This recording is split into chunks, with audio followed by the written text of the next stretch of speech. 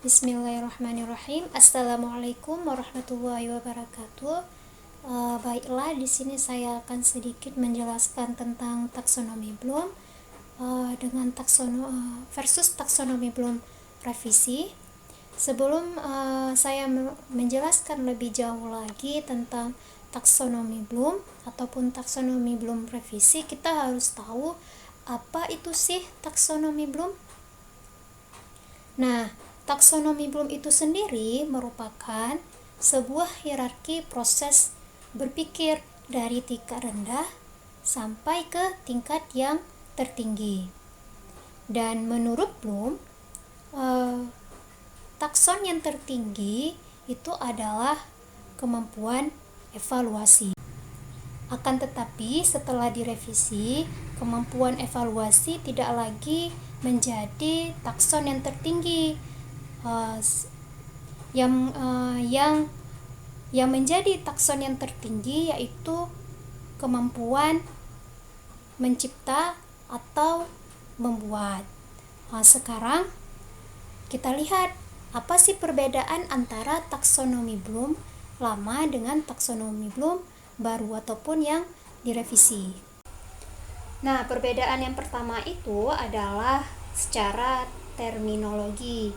Kalau misalnya dilihat dari slide ini, taksonomi Bloom lama punya makna dari kata benda. Kemudian setelah direvisi, dari kata benda berubah menjadi kata kerja. Seperti pengetahuan berubah menjadi mengingat. Mengapa mengingat? Karena mengingat ini merupakan proses melakukan sesuatu. Nah, kalian harus tahu apa yang terkandung dari suatu kata kerja. Jadi yang terkandung dari suatu kata kerja pasti melakukan sesuatu atau to do something. Jadi makanya mengapa di sini diganti menjadi remember ataupun mengingat. Kenapa tidak mengetahui? Karena untuk mengetahui sesuatu pasti melalui proses mengingat. Kemudian pemahaman berubah menjadi memahami, aplikasi menjadi mengaplikasi, analisis menjadi menganalisis. Kemudian untuk evaluasi dan sintesis, mengapa kedudukannya itu berubah setelah direvisi. Nah, waktu SMA pernah tidak kalian mendapatkan tugas meresensi buku ataupun sekarang menilai suatu artikel? Apa yang kalian lakukan ketika kalian meresensi buku? Pastinya kalian membuat kesimpulan dari buku-buku yang kalian baca, kemudian mengetahui kekuatan ataupun kelemahannya, dan memberi kesimpulan apakah buku itu penting dibaca ataupun tidak. Untuk mendapatkan poin-poin yang tadi disebutkan, pastinya kita harus memiliki kemampuan menganalisis bahkan mengevaluasi. Namun kita pernah terpikir kan tidak? Kita menilai suatu buku, tetapi ketika disuruh membuat suatu buku, apakah kita bisa atau tidak? Dengan demikian, kemampuan membuat itu kedudukannya lebih tinggi daripada mengevaluasi. Dan dapat disimpulkan bahwa ketika bisa menganalisis kriteria pasti bisa mengevaluasi, dan ketika bisa membuat dan hasil buatannya itu bagus, maka kriterianya itu pun bagus. Selanjutnya yaitu perbedaan dari strukturnya. Jika dilihat dari struktur taksonomi Bloom lama, itu hanya terdiri atas pengetahuan saja, dari pemahaman, aplikasi, analisis, sintesis, sampai evaluasi. Kemudian jika dibandingkan dengan taksonomi Bloom revisi baru, terdiri atas dua dimensi, yaitu ada dimensi pengetahuan dan dimensi proses kognitif, di mana dimensi pengetahuan terdiri atas pengetahuan faktual, konseptual, prosedural, dan metakognitif yang nantinya akan saya jelaskan di slide berikutnya. Kemudian ada dimensi proses kognitif, yaitu dari mengingat, memahami, sampai dengan menciptakan atau membuat ataupun tingkat takson C6. Nah, selanjutnya baru kita masuk ke penjelasan jenis pengetahuan taksonomi Bloom revisi, di mana pengetahuan yang pertama yaitu ada jenis pengetahuan yang pertama yaitu ada pengetahuan faktual. Jika kalian dengar tentang faktual, kata-kata faktual, apa yang kalian pikirkan? Nah, benar, pasti kalian terpikirkan kata-kata fakta. Jadi, pengetahuan faktual ini memiliki ciri khusus, yaitu faktanya itu selalu bisa diindrai, dan jika ditelusuri maka jawabannya hanya satu ataupun benar adanya. Kemudian pengetahuan faktual ini ada subkategorinya. Subkategori pertama yaitu pengetahuan tentang terminologi. Pengetahuan tentang terminologi itu seperti simbol-simbol pada suatu disiplin ilmu. Contoh disiplin ilmu yaitu biologi, di mana biologi memiliki simbol seperti gamet, kemudian sinister, dexter, dan yang lainnya.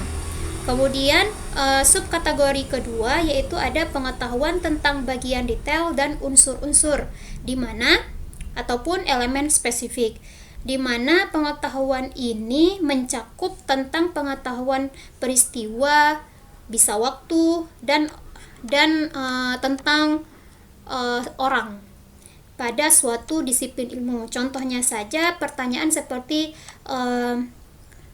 di mana pertama kali Darwin memulai ekspedisinya, pastinya jawabannya satu, yaitu Galapagos, sesuai dengan fakta. Dan biasanya jenis pengetahuan ini digunakan untuk menanyakan soal-soal pada materi sejarah, seperti di mana, kapan, siapa. Kemudian ada pengetahuan konseptual.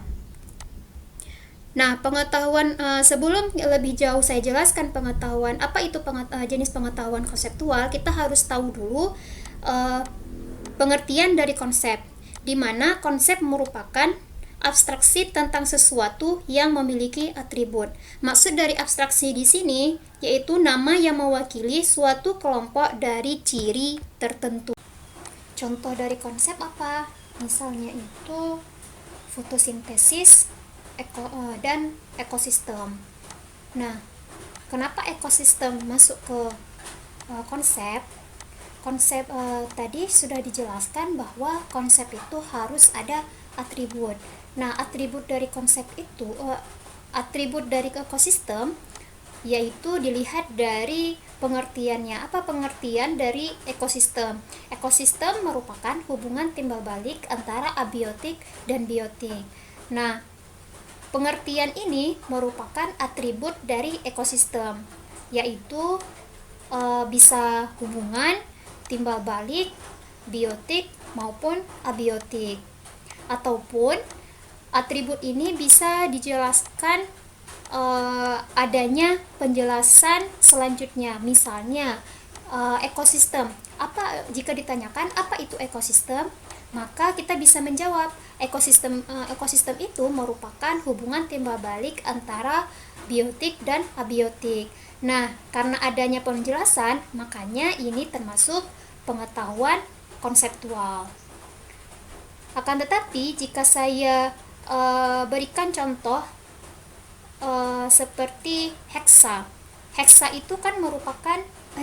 Jika ditanyakan 6 apa, maka tidak ada jawaban lagi. Jika tidak ada jawaban lagi, itu merupakan pengetahuan faktual, masuk ke pengetahuan faktual. Jika saya ganti heksa menjadi heksapoda, maka heksapoda ini tidak masuk lagi ke jenis pengetahuan faktual, melainkan sudah masuk ke jenis pengetahuan konseptual. Kenapa? Karena heksapoda ini nama lain dari serangga, dan serangga memiliki penjelasan selanjutnya, yaitu serangga itu memiliki hewan yang memiliki ciri-ciri, yaitu hewan yang beruas-ruas, kemudian memiliki 3 bagian tubuh, yaitu cepal, toraks, dan abdomen, kemudian memiliki 3 pasang kaki. Nah, ciri-ciri ini merupakan atribut dari konsep heksapoda. Dapat disimpulkan jika pengetahuan faktual itu tidak ada penjelasan lanjutannya, sedangkan yang pengetahuan konseptual itu memiliki penjelasan lanjutan.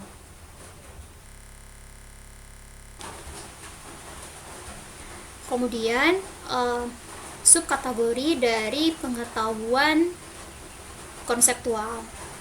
Yang pertama itu ada pengetahuan tentang klasifikasi dan kategori. Bedanya apa antara kategori dan klasifikasi?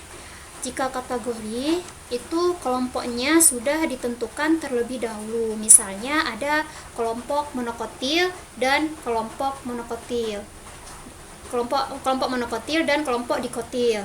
Kemudian ada contohnya, misalnya ada prokariotik, ada kelompok prokariotik dan eukariotik. Sedangkan yang klasifikasi itu dari yang ada ataupun ciri-ciri yang ada, kemudian baru dikelompokkan ke kelompok yang baru. Misalnya ciri-ciri tumbuhan A itu masuk ke monokotil, kemudian ciri-ciri tumbuhan B masuk ke kelompok dikotil. Subkategori yang kedua itu adalah pengetahuan tentang prinsip dan generalisasi. Nah, apa itu prinsip? Prinsip merupakan kumpulan dari konsep yang menghasilkan suatu pernyataan yang bermakna. Contohnya seperti proses mendengar. Jika ada pertanyaan bagaimana proses mendengar, pastinya proses mendengar terdiri atas tahap-tahap, yaitu pertama adanya stimulus, kemudian stimulus masuk ke lubang telinga, kemudian dari lubang telinga stimulus akan masuk ke membran timpani dan tahap selanjutnya. Nah, dari stimulus, kemudian lubang telinga dan membran timpani itu merupakan konsep.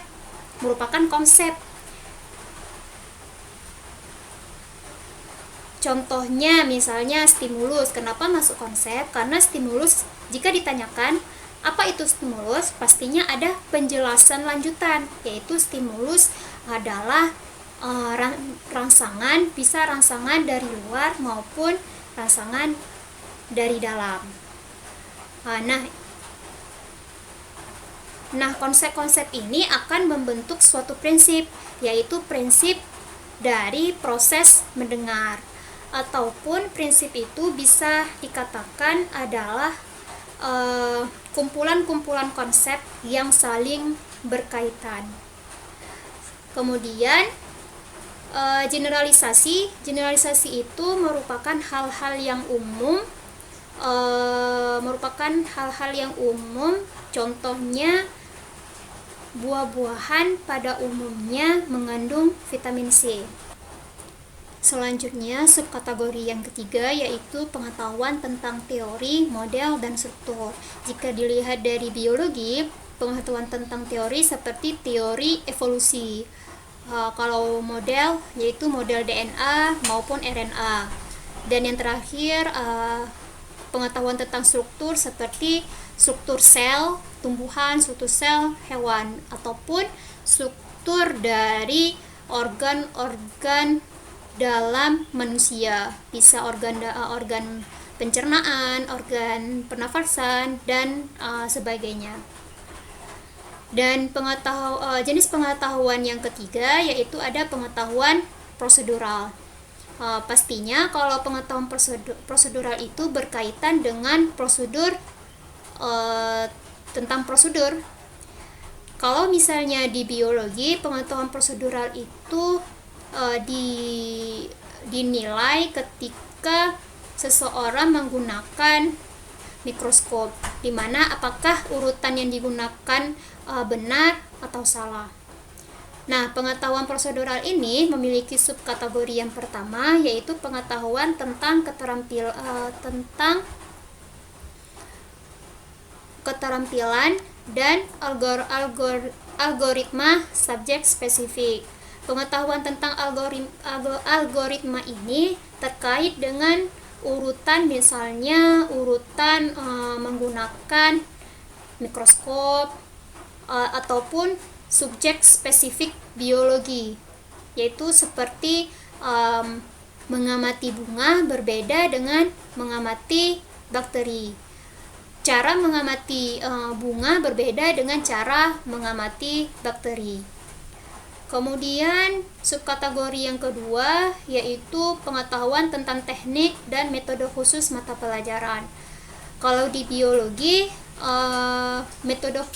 metodenya itu metode pengawetan. Kemudian ada subkategori yang ketiga yaitu pengetahuan tentang kriteria untuk menentukan kapan harus menggunakan prosedur yang sesuai. Contohnya saja ketika melakukan awetan. Contohnya ada kaktus dan suplir atau paku-pakuan. Jadi jika kita ingin mengawetkan kaktus, awetan apa yang kita gunakan? Apakah awetan basah atau kering? Pastinya awetan basah. Kenapa? Jika digunakan awetan kering, maka kaktus akan berjamur ataupun bisa membusuk. Sedangkan yang paku-pakuan cocok menggunakan awetan kering. Nah, penentuan penggunaan awetan ini termasuk jenis pengetahuan tentang prosedural dengan menggunakan kriteria. Kemudian yang terakhir yaitu ada jenis pengetahuan metakognitif. Sebelum itu, ciri khusus dari pengetahuan prosedural itu adalah prosedurnya bisa dilakukan atau dikerjakan oleh manusia, ataupun kita bisa memanipulasi prosedurnya. Jika ditanyakan mekanisme dari mendengar ataupun proses pembelahan atau macam-macam dari penyerbukan, atau juga proses dari penyerbukan. Nah, ini bukan termasuk jenis pengetahuan prosedural, melainkan jenis pengetahuan konseptual. Mengapa? Karena proses pembelahan otomatis kita tidak bisa memanipulasinya. Itu adalah prosedur dari Allah yang Maha Kuasa.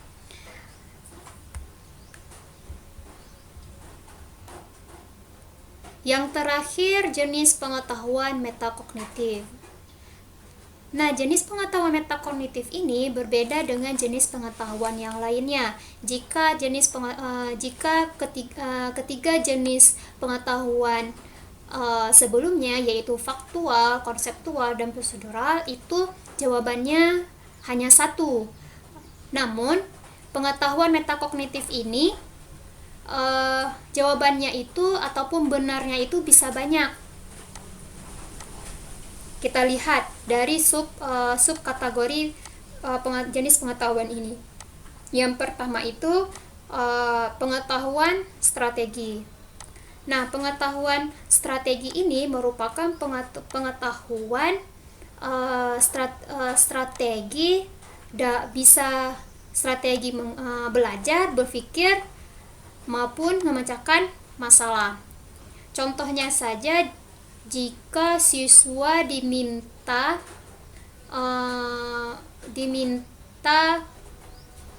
suatu cara terserah mereka, yaitu misalnya pilihlah alat dan bahan yang murah dan mudah didapatkan. Nah, jawabannya kan bisa banyak yaitu ataupun bisa bervariasi. Yang penting alat dan bahannya itu sesuai dengan tujuan dari tujuan pembelajarannya. Selanjutnya, subkategori kedua dari jenis pengetahuan metakognitif yaitu pengetahuan tentang proses kognitif. Nah, pengetahuan proses kognitif ini biasanya dinilai melalui kinerja siswa. Contohnya ketika membaca artikel berbahasa Inggris dan membaca artikel yang berbahasa Indonesia, apakah Anda menggunakan strategi yang sama? Pasti tidak. Kemudian, apakah kesulitannya sama? Pastinya kesulitannya berbeda. Nah, pengetahuan tentang proses kognitif ini juga tentang penentuan strategi mana yang sesuai dalam kondisi tertentu, seperti kondisi yang sudah dijelaskan sebelumnya. Selanjutnya, subkategori yang ketiga yaitu pengetahuan tentang diri sendiri ataupun self-knowledge. Pengetahuan tentang diri sendiri ini pengetahuan tentang kekurangan dan kemampuan diri sendiri dalam belajar. Contohnya, apakah selesai perkuliahan ini Anda sudah memahami materi yang sudah dijelaskan? Jika belum, bagaimana cara Anda mengatasi materi yang Anda belum pahami? Bagaimana strategi yang Anda gunakan? Apa saja strategi yang Anda lakukan untuk mengatasi masalah-masalah tersebut? Nah, pengetahuan metakognitif ini juga merupakan tujuan dari penelitian saya, di mana strategi apa yang Anda gunakan ketika Anda membuat soal HOTS ataupun soal yang berkemampuan tingkat tinggi. Apakah sebelum Anda membuat soal HOTS, Anda membaca materinya terlebih dahulu, kemudian atau mencari informasi-informasi yang relevan dengan materi ini dan sebagainya. Dan pengetahuan tentang strategi itu setiap orang berbeda-beda. Slide selanjutnya ini terkait KKO ataupun kata kerja operasional yang bisa digunakan ketika Anda membuat soal HOTS ataupun tugas nantinya, yang mana C1 ataupun remember bisa menggunakan KKO atau kata kerja operasional mengenali, mengingat.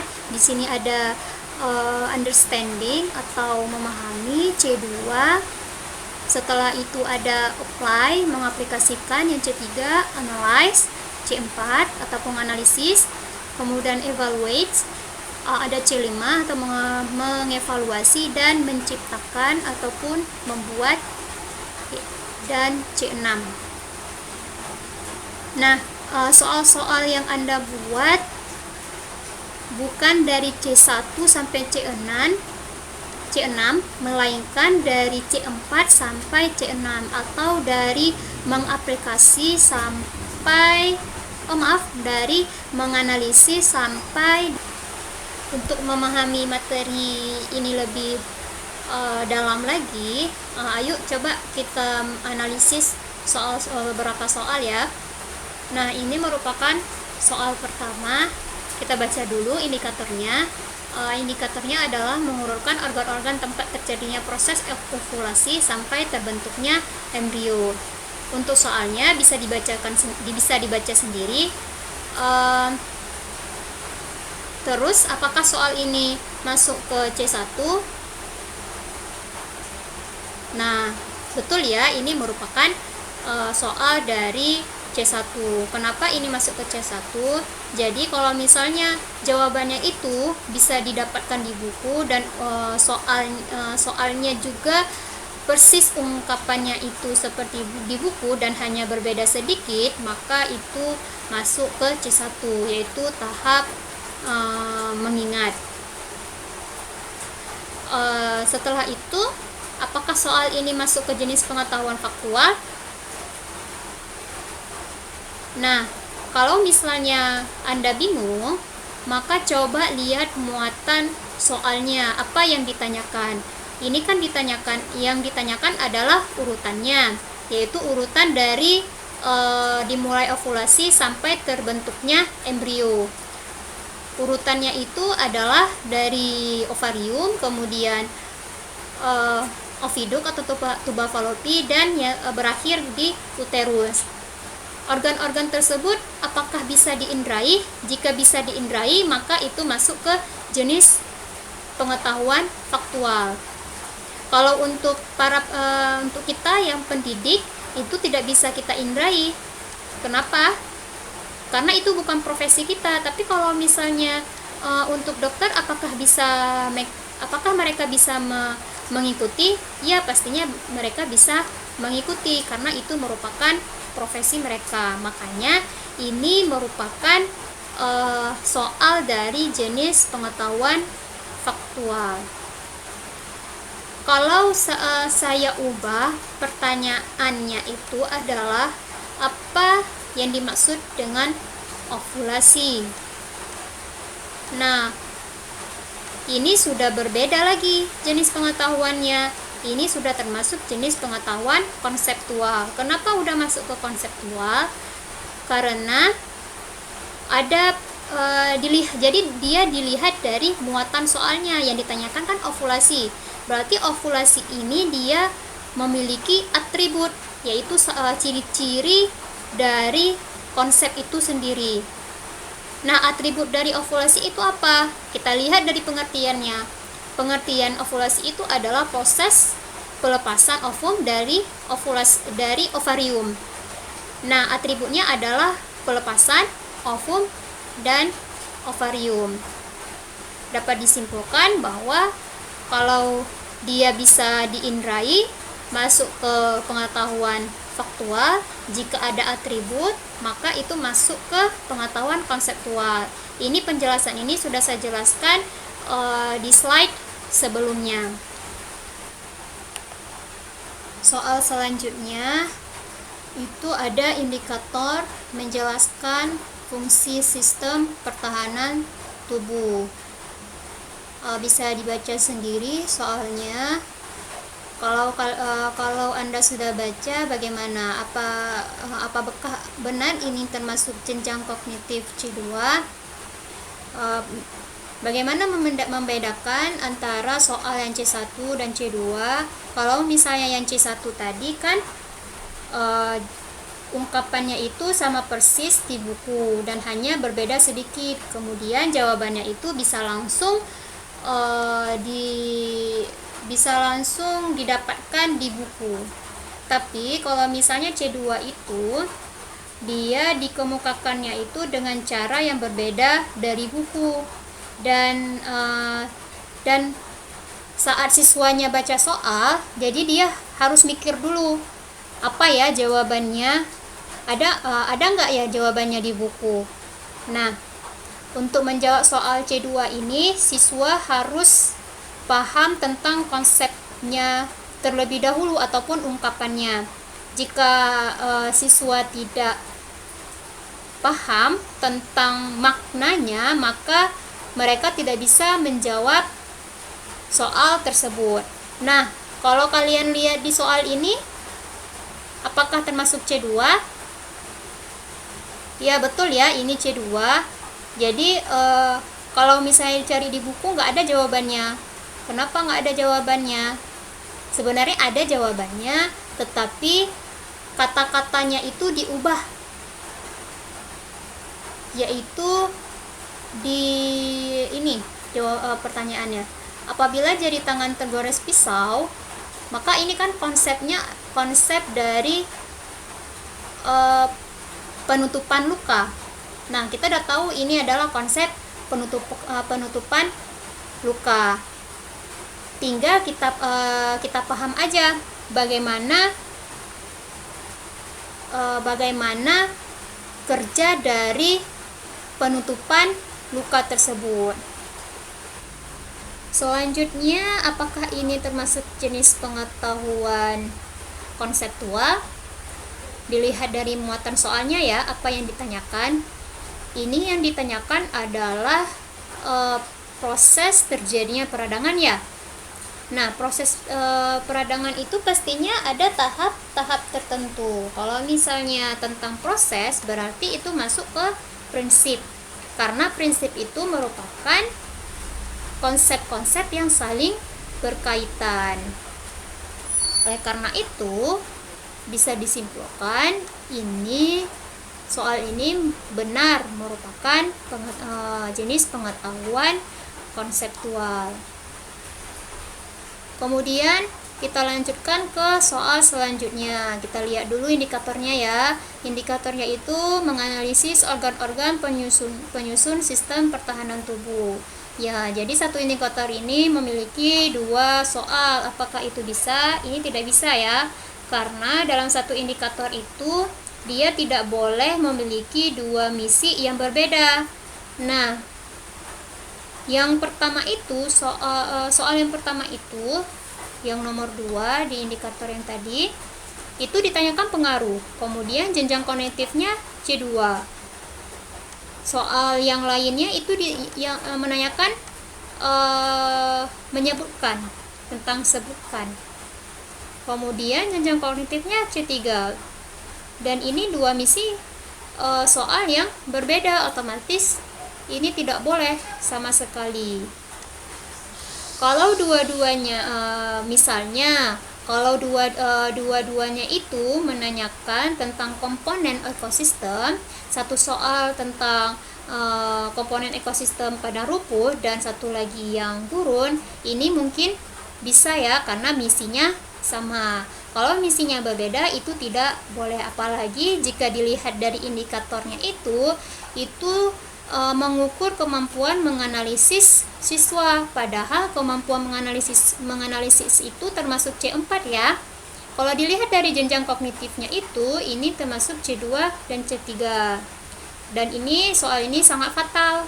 Kenapa? Karena ketika dianalisis pastinya ini merupakan satu kesatuan dan nantinya bisa disimpulkan bahwa siswa A memiliki kemampuan analisis yang tinggi, padahal soalnya itu hanya pada jenjang C2 atau bisa C1. Oleh karena itu, ini dalam satu indikator tidak boleh memiliki 2 misi yang berbeda. Kita kembali lagi ke soalnya. Kalau C2 udah ya, tadi soal contohnya yang di atas, kita masuk ke C3. Nah, yang nomor 3 ini apakah ini masuk ke jenjang kognitif C3? Biasanya kalau soal C3 itu pasti berkaitan dengan adanya kasus-kasus. Nah, kita lihat Sri memiliki adik yang rentan terkena penyakit yang disebabkan oleh jamur, virus, dan diindikasi mengidap kanker. Diagnosis dokter menyebutkan bahwa adik Sri memiliki sedikit sel limfosit yang berkembang pada organ. Nah, kita lihat apakah kasus ini digunakan apa tidak. Kalau misalnya saya memberikan contoh, Andi merokok dalam sehari sampai 2 bungkus. Organ apakah yang rusak? Nah, apakah kasus ini digunakan? Kalau misalnya digunakan, dilihat lagi apa jawabannya itu persis di buku. Kalau persis di buku tadi masuk ke C1 ya. Jadi pertanyaan tadi bisa masuk ke C1 di tingkat SMA atau SMP. Kalau soal yang saya sebutkan tadi, kalau soal yang saya sebutkan tadi di tingkat SD, mungkin bisa masuk ke C2 karena adalah mikir-mikir sedikit siswanya. Nah, kembali lagi ke soal yang nomor 3, apakah kasusnya itu dipakai atau tidak? Tidak dipakai ya. Kita lihat lagi di bawahnya. Pertama kasusnya, kemudian yang kedua pernyataan kedua, yang di bawahnya itu yang ditanyakan limfosit berkembangnya di mana ya. Nah, jadi otomatis kasus yang di atas tidak digunakan. Oleh karena itu ini termasuk jenjang kognitif C2 atau C3. Nah, ini merupakan jenjang kognitif C2. Kenapa? Karena kalau misalnya dilihat di buku tidak ada jawaban langsung ya, harus mikir-mikir lebih dulu. Kalau kita mikir-mikir sedikit berarti ini masuk ke C2. Dan C3 itu kata kuncinya itu adalah adanya situasi baru, kemudian menerapkan konsep dalam situasi baru, dan kasus-kasus yang digunakan itu harus berfungsi dalam soal. Jika tidak digunakan dalam soal itu, makanya itu tidak termasuk C3.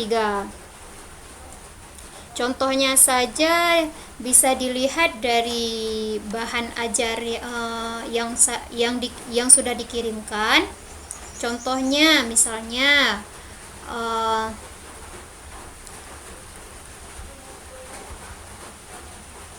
jika paku ditancapkan pada batang pohon kelapa sekitar 3 meter yang memiliki tinggi 10 meter, maka 5 tahun kemudian di mana letak paku tersebut? Nah, jika Anda dengarkan pertanyaan ini bisa dilihat dari bahan ajar yang saya kirimkan ya di C3. Nah, jika kalian dengarkan soal ini termasuk soal jenjang kognitif C3. Kenapa? Pastinya kasusnya itu digunakan untuk menjawab soal. Kira-kira apa jawabannya? Nah, coba dicari ya jawabannya. Apakah dia semakin tinggi pakunya, apa menetap? Silahkan dicari. Dan yang terpenting lagi, jika soal yang saya sebutkan sebelumnya itu sudah situasinya sudah dikenal oleh siswa, kemudian ketika ujian saya tanyakan lagi, maka itu tidak masuk lagi ke jenjang kognitif C3, melainkan sudah turun derajatnya menjadi C2. Contohnya situasinya sama tapi ungkapan soalnya berbeda.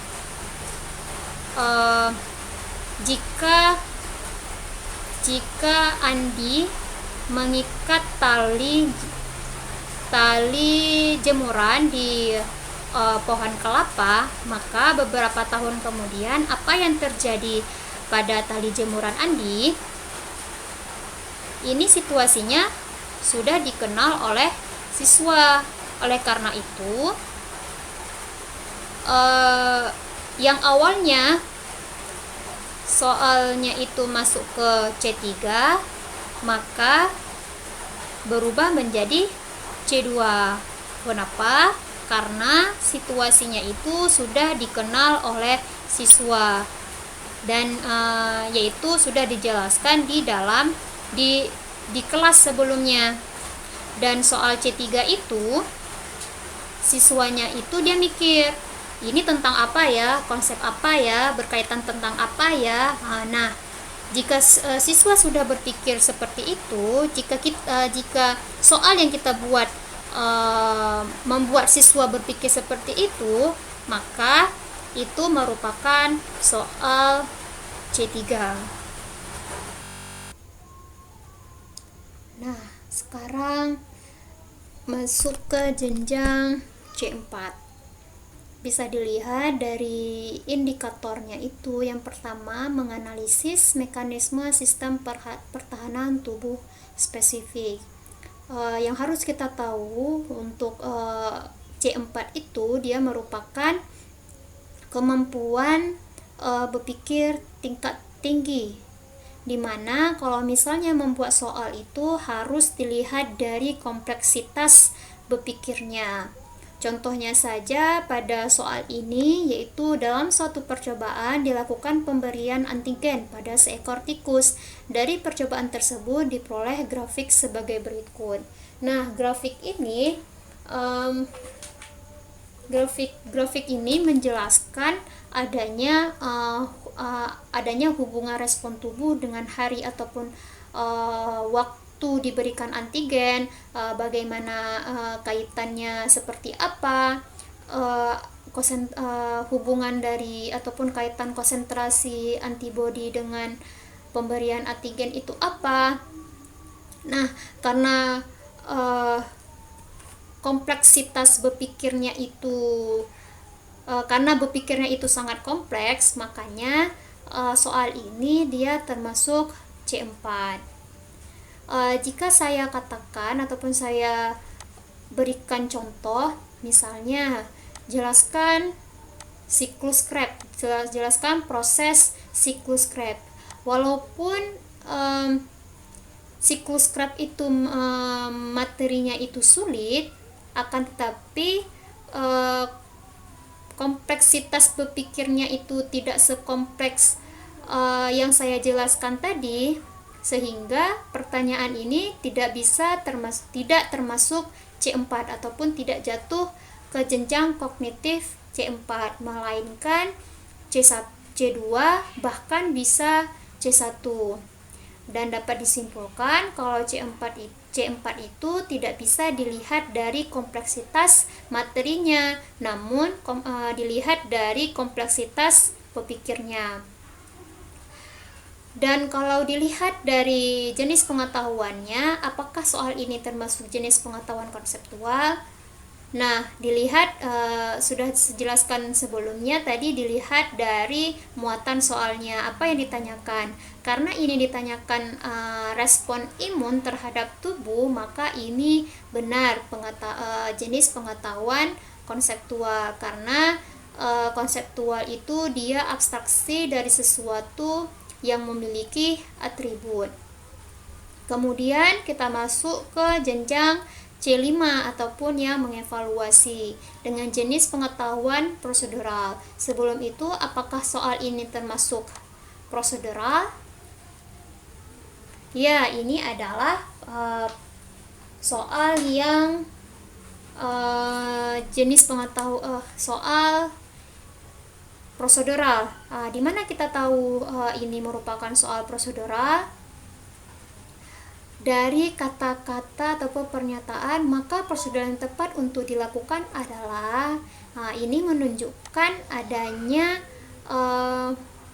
ataupun tentang suatu cara apa? Suatu cara agar pengairan air dari sawah dan perkebunan kembali lancar akibat keberadaan eceng gondok. Kemudian kita lihat apakah ini merupakan jenjang kognitif C5.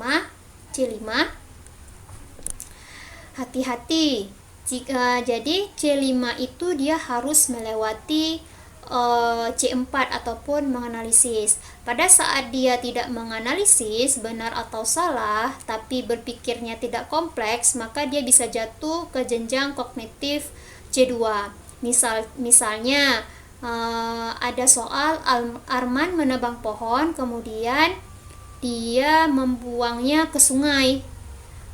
Apakah yang dilakukan Arman itu sudah benar? Ini memang sebenarnya soalnya itu adalah soal evaluasi, tapi karena berpikirnya itu tidak kompleks, maka dia bisa jatuh ke C2. Jadi soal yang saya sebutkan tadi ini bukan merupakan soal evaluasi sejati. Nah, bagaimana dengan soal evaluasi sejati? Jadi soal evaluasi sejati itu dia harus melewati C4. Contohnya, berdasarkan ini pertanyaannya, berdasarkan semua upaya yang dilakukan oleh Pemda Kota untuk mengatasi banjir, apakah menurutmu upaya tersebut sudah efektif? Nah, untuk mengetahui apakah prosedur itu efektif atau tidak, kita harus tahu Pemda Kota itu dia ngapain aja sih. Pasti ada 1, 2, 3, 4 dan seterusnya. Ada prosedur-prosedur yang dilakukan oleh Pemda Kota. Kemudian kita lihat lagi, kita analisis apakah hubungan antara prosedur-prosedur tersebut apa saja, apa ada yang saling terkait. Nah, untuk mengetahui informasi-informasi ini kita kan harus menganalisis poin-poin tadi. Jika dipikirnya itu sekompleks itu, maka soal tersebut masuk ke C5. Jika tidak, maka bisa jatuh ke C2. Kemudian coba kita lihat lagi soal yang tadi.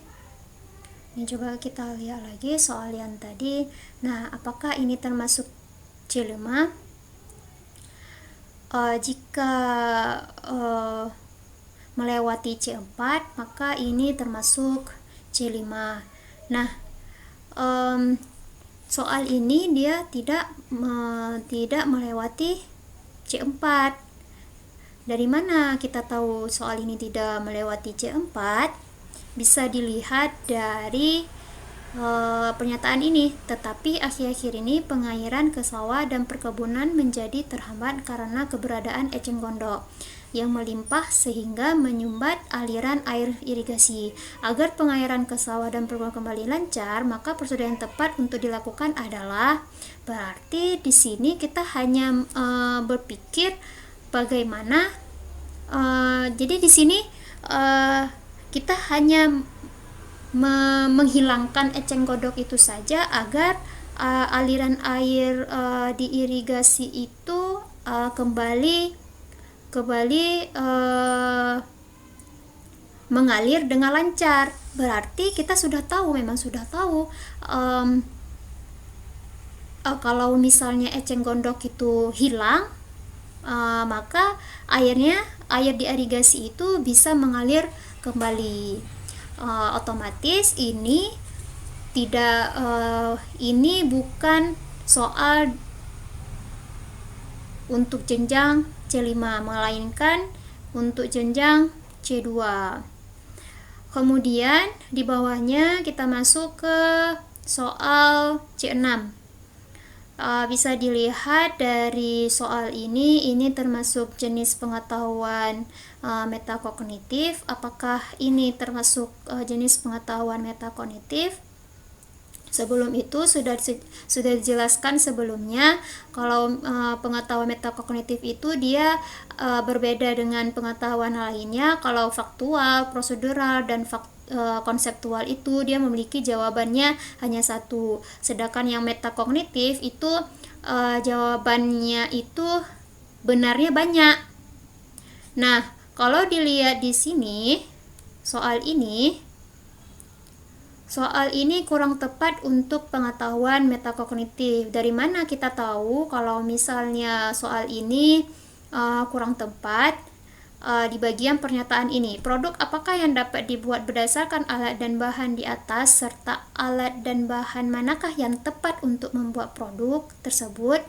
Nah, kata-kata tepat itu tidak sesuai ataupun kurang tepat untuk jenis pengetahuan metakognitif. Kenapa? Karena kata-kata tepat itu dia lebih pastinya jawabannya itu hanya satu, tidak banyak. Sehingga kita harus menguraikan kriteria tepat itu seperti apa. Apakah murah, mudah, efektif, ataupun efisien. Jika diganti, misalnya manakah prosedur yang hemat waktu dan biaya, maka selama selama jawabannya itu bisa hemat waktu dan biaya, maka jawabannya benar. Kemudian untuk pengetahuan jenis pengetahuan metakognitif itu, dia ciri-cirinya itu ada kriteria. Apakah kriteria alat dan bahannya, misalnya apakah kriteria alat dan bahannya itu murah, mudah, efektif, efisien, habis itu hemat waktu ataupun hemat biaya.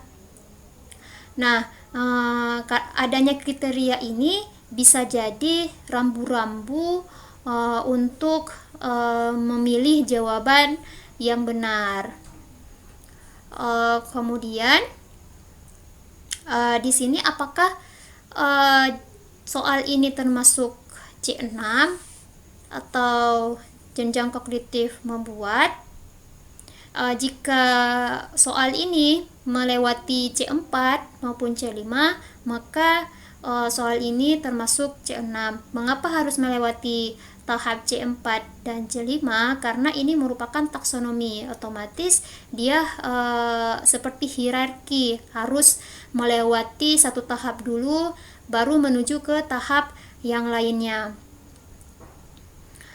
Contohnya seperti ketika siswa disuruh membuat menu diet dengan kalori 1200 kalori, otomatis siswanya itu harus berpikir apakah apa-apa saja ya makanan dengan kalori 1200 dalam sehari. Jadi siswanya itu harus menganalisis makanan apa-apa saja yang tepat. Nah, di sini juga karena berpikirnya itu sangat kompleks, makanya ini bisa termasuk C6. Jika dilihat dari soal ini lagi, apakah ini termasuk C6? Nah, kembali lagi, apakah melewati tahap C4 dan C5? Nah, soal ini tidak melewati tahap C4. Coba dilihat lagi soalnya. Apakah kita harus menganalisis bahan-bahannya untuk membuat suatu produk? Tidak ya. Jadi kita tidak menganalisis karton itu seperti apa, harus seperti apa, guntingnya seperti apa. Jadi di sini tidak ada tahap analisis. Otomatis kalau jika tidak ada tahap analisis, maka tahap evaluasi juga jenjang kognitif mengevaluasi juga tidak ada. Dengan demikian dapat disimpulkan bahwa soal ini bukan termasuk C6. Jadi bagaimana soal C6 itu? Soal C6 itu seperti yang saya jelaskan tadi, yaitu ketika siswa membuat menu diet.